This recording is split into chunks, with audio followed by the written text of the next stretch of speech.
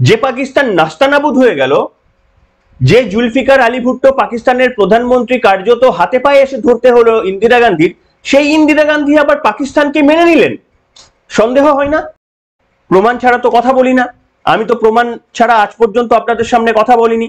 আসুন আমি আপনাদের সামনে দেখাতে চাইবো। অর্থাৎ বলা হচ্ছে 22শে জুলাই পার্লামেন্টে দাঁড়িয়ে ইন্দিরা গান্ধী বলেছিলেন যে তিনি পাকিস্তানের প্রধানমন্ত্রী জুলফিকার আলী ভুট্টোকে বলেছিলেন যে আমরা রেডি রয়েছি পরমাণু টেকনোলজি ইসলামাবাদের হাতে তুলে দেওয়ার জন্য। কি বুঝলেন?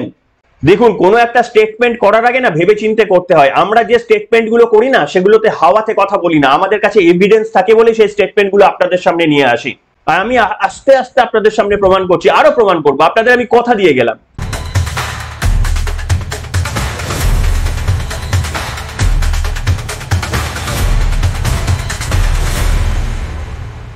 নমস্কার, welcome to simple as ABC. আপনাদের সকলকে স্বাগত জানিয়ে শুরু করছি আজকের অত্যন্ত গুরুত্বপূর্ণ একটি পর্ব।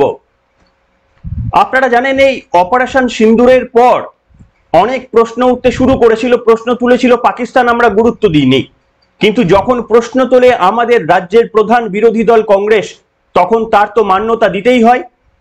কংগ্রেস প্রশ্ন তুলেছিল যে হঠাৎ করে নরেন্দ্র মোদী কেন পিছিয়ে আসলো, এই প্রশ্ন তুলেছিল।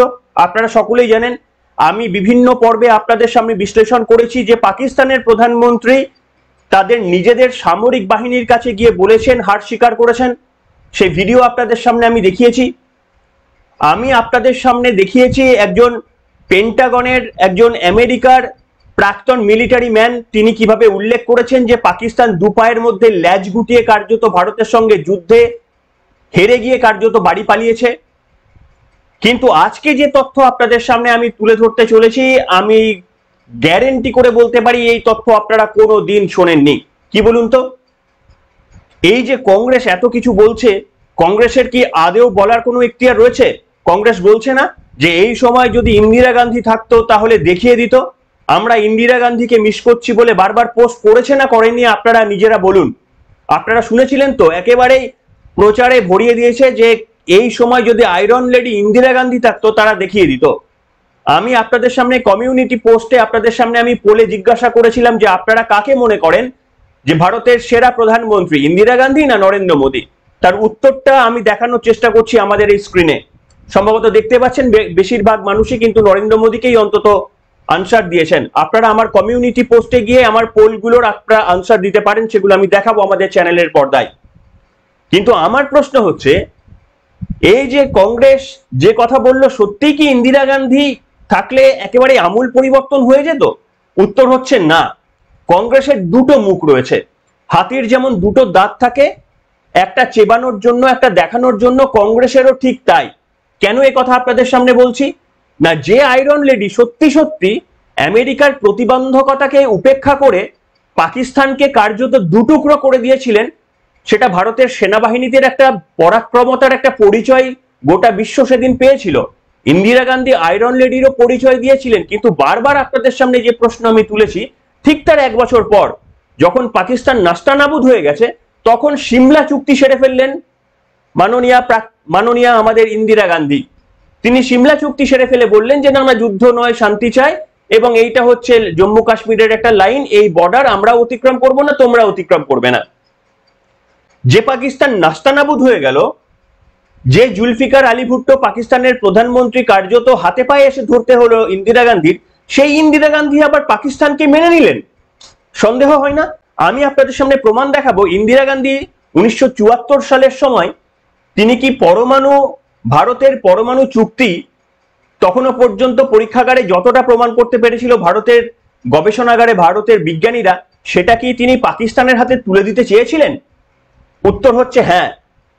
আমি সেই প্রমাণটা পেয়েছি, আপনাদের সামনে আমি দেখাবো যে ইন্দিরা গান্ধী 1974 সাল অর্থাৎ 1971 সালের সেই অবিশ্বাস্য যুদ্ধ জয়ের পর 3 বছর কাটতে না কাটতেই জুলফিকার আলী ভুট্টো পাকিস্তানের প্রধানমন্ত্রীর সঙ্গে কি বক্তব্য বলেছিলেন যে আমাদের যে এই নিউক্লিয়ার টেস্ট চলছে, সেই টেস্টের যে গবেষণাপত্র সেটা আপনাদের হাতে আমরা বা ভারত তুলে দেবে।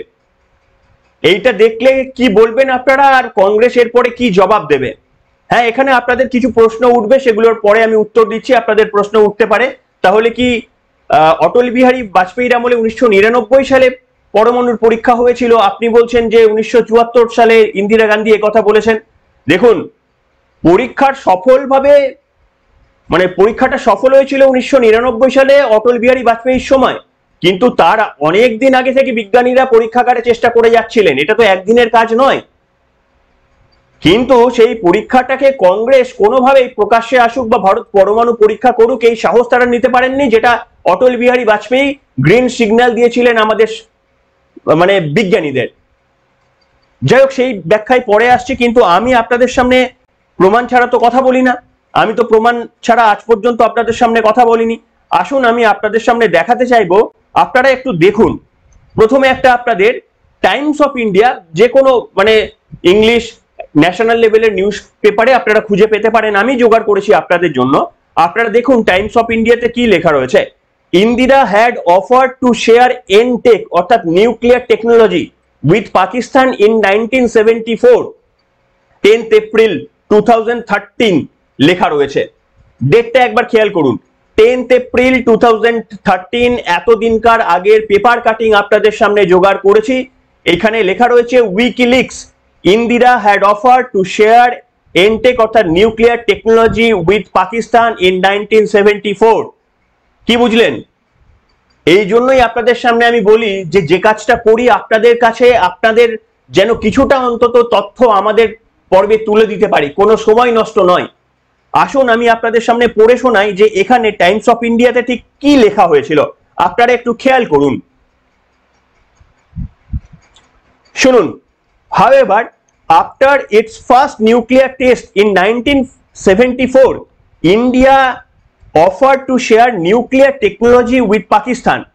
In her statement to Indian Parliament after the tests on July 22nd, Prime Minister Indira Gandhi said she had told her Pakistani counterpart Zulfikar Ali Bhutto that New Delhi would be ready to share the relevant technology with Islamabad.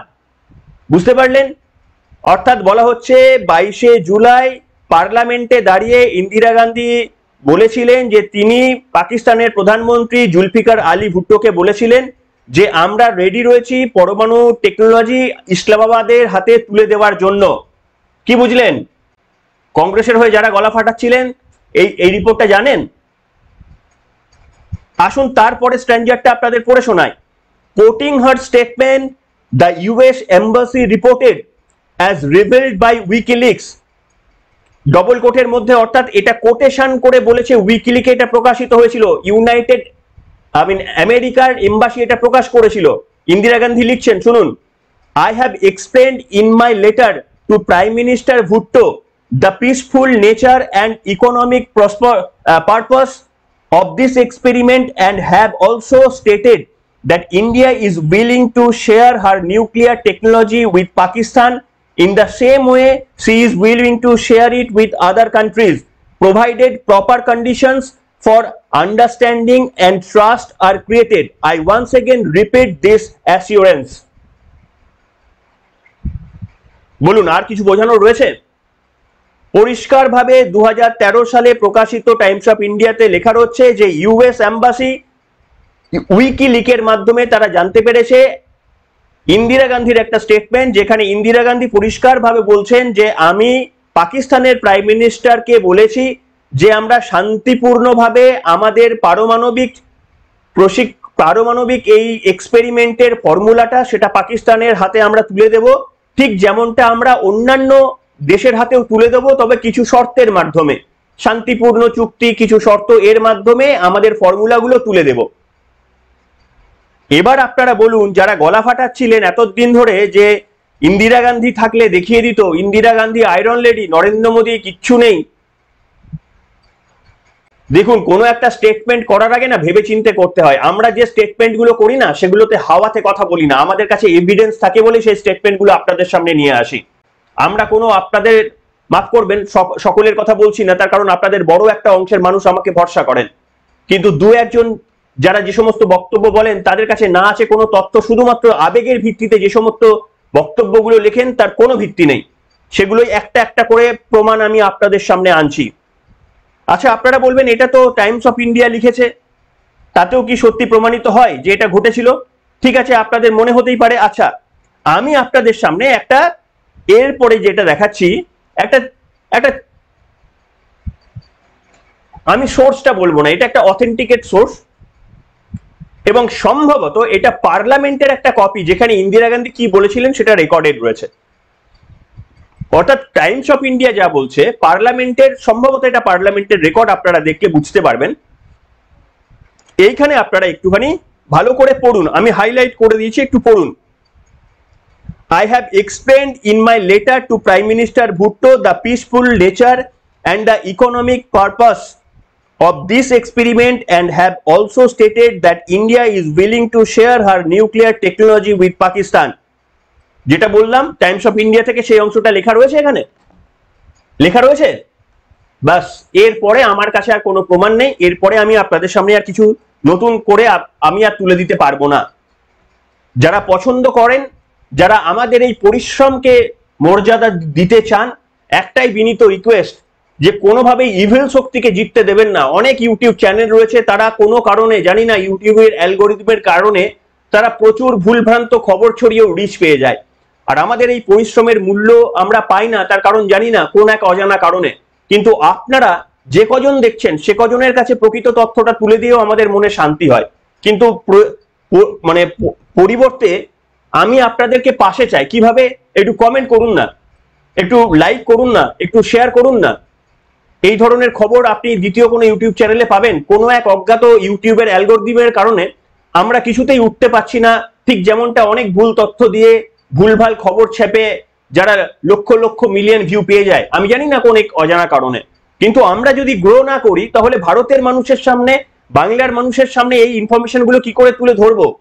কি করে আমার আওয়াজ, যেটা আপনারা বলতে চাই, আপনাদের কণ্ঠস্বর হয়ে আমার বক্তব্য কি করে বাংলার প্রত্যেকটা মানুষের কাছে পৌঁছে যাবে? তাই আপনাদের সহযোগিতা আমার প্রয়োজন।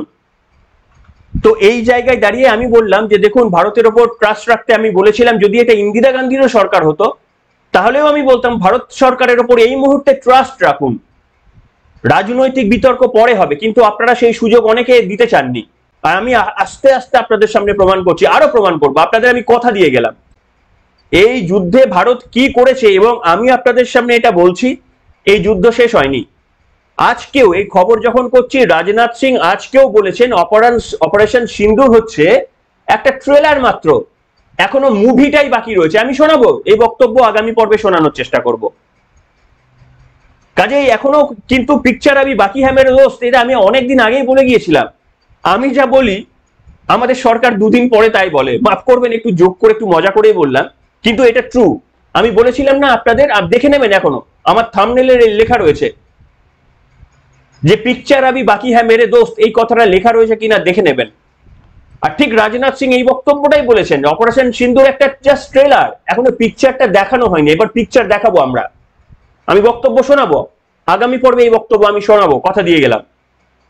কিন্তু প্রশ্ন হচ্ছে, যে আয়রন লেডির ওপর এতটা ভরসা করছে কংগ্রেসরা, তারা চেষ্টা করছেন যে এই মুহূর্তে একেবারেই পাল থেকে হাওয়া কেড়ে নিতে। নিশ্চিতভাবে সঠিকভাবে ভারতকে যদি আরো মজবুতির জায়গায় নিয়ে যায়, তাহলে পাল থেকে হাওয়া কেড়ে নিক কংগ্রেস, আমাদের কোনো আপত্তি নেই। কিন্তু মিথ্যে প্রতিশ্রুতি দিয়ে আসলে এই ক্ষমতাটাকে কেড়ে নিয়ে কার্যত আবারও পাকিস্তানের গলার স্বর কার্যত এদের গলায় পরিণত হবে, এই ভ্রান্তবাজি থেকে সতর্ক করার জন্য এই তথ্যগুলো আপনাদের কাছে তুলে ধরার নিরলস প্রচেষ্টা করে যাই আমরা। তার কারণ আপনি যদি ফাঁসেন, আমি যদি ফাঁসি, আমাদের রাষ্ট্র যদি ফাঁসে, তাহলে ভারত ফেঁসে যাবে। সেই কাজটা আমি আমার মতো করে, আমার ক্ষুদ্র চেষ্টা দিয়ে আপনাদের সামনে প্রতিনিয়ত করে যাই বলে 2013 সালের কাটিং আপনাদের সামনে আমি দেখানোর সাহস পাই, আমি দেখাতে পারি। আমি প্রকৃত তথ্য আপনাদের সামনে উন্মোচিত করি, একটার পর একটা আমি উন্মোচিত করব, এই কথা দিয়ে গেলাম আপনাদের সামনে। কারণ দেখুন, এই অপারেশন সিন্দুর যদি সাকসেস না হতো, আপনারা যতটা ফ্রাস্ট্রেটেড বা এই সরকারকে নিয়ে যত প্রশ্ন তুলছেন, 4 গুণ বেশি প্রশ্ন তুলতাম আমি, এবং তুলবো। আপনারা ওয়েট করবেন, আপনারা শুধু অপেক্ষায় থাকবেন। যদি এই সরকার কোনোদিনও কংগ্রেসের মতো ডবল স্ট্যান্ডার্ড নেয়, সেই দিন দেখবেন আমার আক্রমণ নিশ্চিতভাবে তথ্য সমৃদ্ধ এই সরকারের উপরে হবে। কিন্তু এখনো পর্যন্ত আমাদের দেশে যতগুলো রাজনৈতিক দল রয়েছে, একটি রাজনৈতিক দলকেও বিশ্বাস করার মতো জায়গায় আমরা নেই, তার বিভিন্ন প্রমাণ আপনাদের সামনে দিই। আজকে আয়রন লেডি, যিনি বাংলাদেশ পাকিস্তানকে ভাগ করে দিয়ে পাকিস্তানকে কার্যত মুন্ডুচ্ছেদ করে দিয়েছিলেন, সেই আয়রন লেডি কোন স্বার্থে 3 বছর পর পাকিস্তানকে নিউক্লিয়ার টেকনোলজি হস্তান্তর করতে চেয়েছিলেন? এর উত্তর কেউ দিতে পারবেন? কোনো কংগ্রেস নেতা দিতে পারবেন? আমি আপনাদের সামনে রিকোয়েস্ট করব, আমি একটা পোল চালু করছি এবার আমাদের কমিউনিটি পোস্টে। সেই কমিউনিটি পোস্টে এই পারমাণবিক এই যে চুক্তি ইন্দিরা গান্ধী যেটা কার্যত পাকিস্তানকে হস্তক্ষেপ বা মানে হস্তান্তর করতে চেয়েছিলেন, সেটা করলে কি ভারতের অগ্রগতি হতো না ভারতের অনুচিত হতো? এই প্রশ্নটা আমি করছি কমিউনিটি পোস্টে। আপনারা সেখানে একটা ক্লিক করে আনসারটা দেবেন এবং সেটা আগামী পর্বে দেখাবো যে কতজন এই সম্পর্কে বা এর বিপক্ষে ভোট দিলেন। এখনকার মতো এখানেই, নমস্কার।